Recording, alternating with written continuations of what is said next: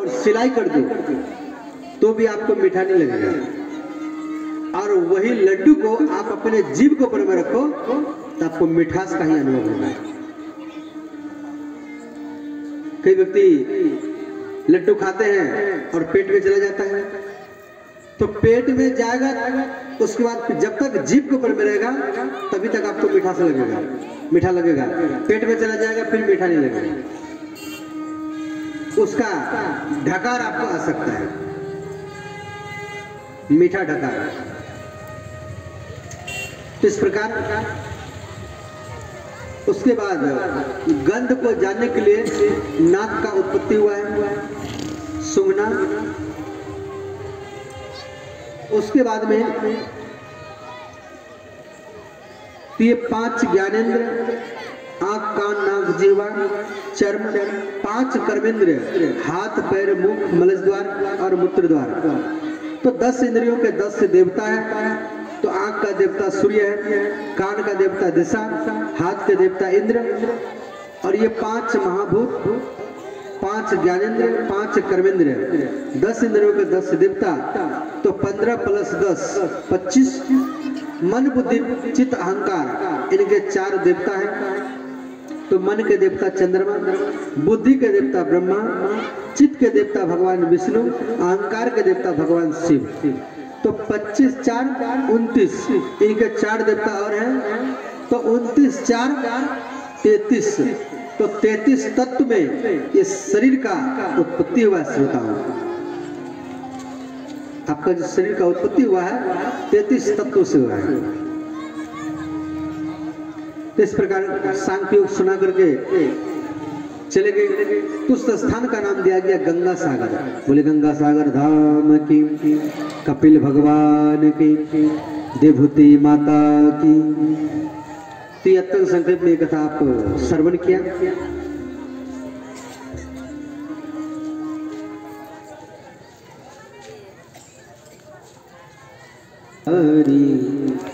हे नाथ नारायण वासुदेवा, श्री कृष्ण गोविंद हरे मुरारी।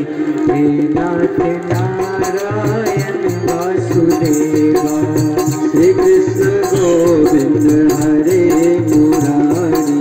हे नाथ नारायण वासुदेवा, श्री कृष्ण गोविंद हरे मुरारी।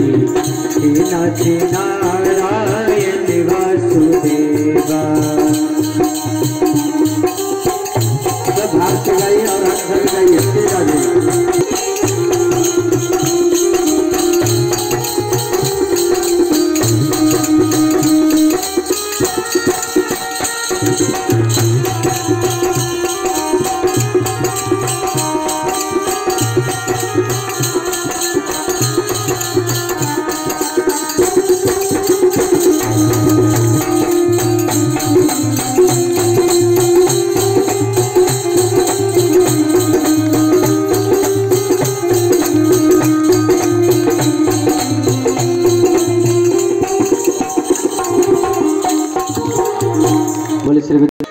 आकृति का विवाह रुचि प्रजापति के साथ हुआ था और इनके पुत्र वे यज्ञ नारायण। और यज्ञ नारायण भगवान के 2 पत्नी हुई, दीक्षा और दक्षिणा। और इनकी छोटी कन्या प्रसूति। तो इनका विवाह दक्ष प्रजापति के साथ में हुए। इनके 16 कन्या हुए। सबसे छोटी कन्या थी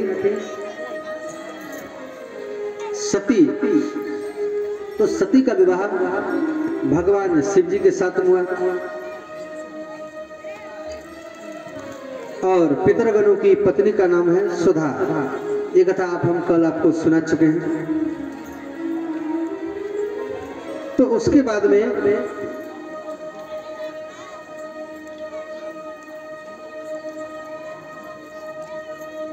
तो यहाँ पर दक्ष प्रजापति कन्या 13 कन्या धर्म के साथ इनमें पुष्टि। तो जिस धर्म के पत्नी पुष्टि के गर्भ से भगवान नरनारायण का अवतार हुआ। बोले नरनारायण भगवान की जय। तो भगवान नारायण, इनके पिता का नाम है धर्मवीर, और ये तपस्या करने के लिए बद्रीनाथ गए, और बद्रीनाथ में ये बैर खा करके तपस्या किए, तो नाम पड़ गया बादरायण, बद्रीनारायण। तो ये दोनों भाई अखंड ब्रह्मचर्य में रहते थे, नर और नारायण।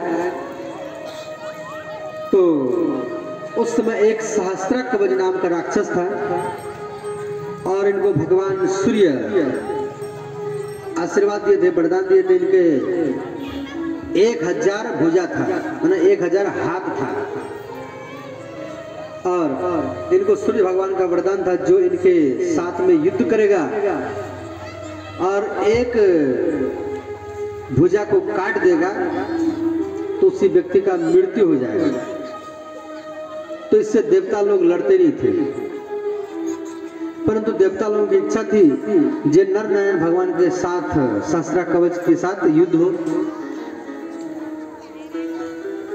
तो ये दोनों भाई सहस्त्र कवच के साथ में युद्ध करने के लिए, तो एक भाई तपस्या करते थे और एक भाई युद्ध करते थे।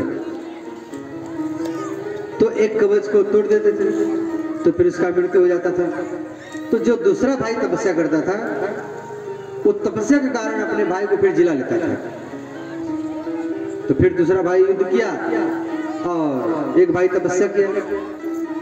ऐसे करते करते ये 999 कवच को तोड़ दिए, तो एक कवच बचा।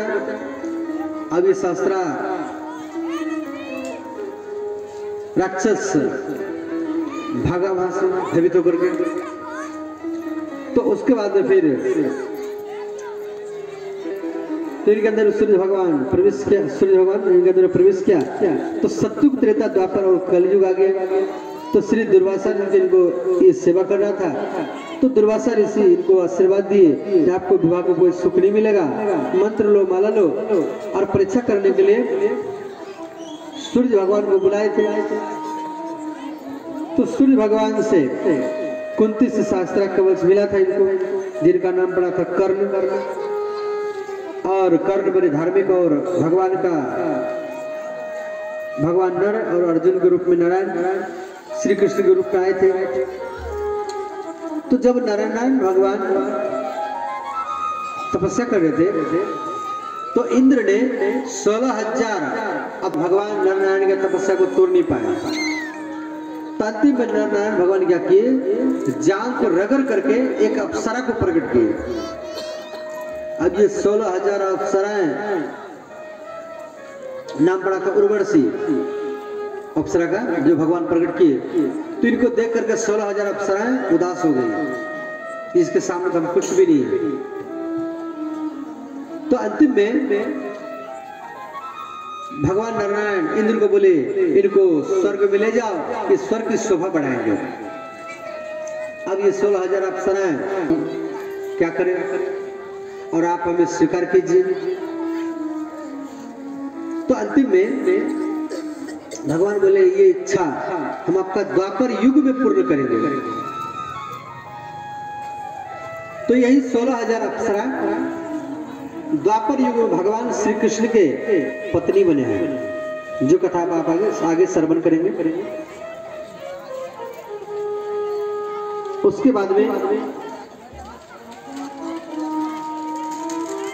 श्री सुखदेव जी कह रहे परीक्षित से, ये राजन तो महाराज परीक्षित पूछे, भगवान इनको संतान का सुख क्यों नहीं मिला?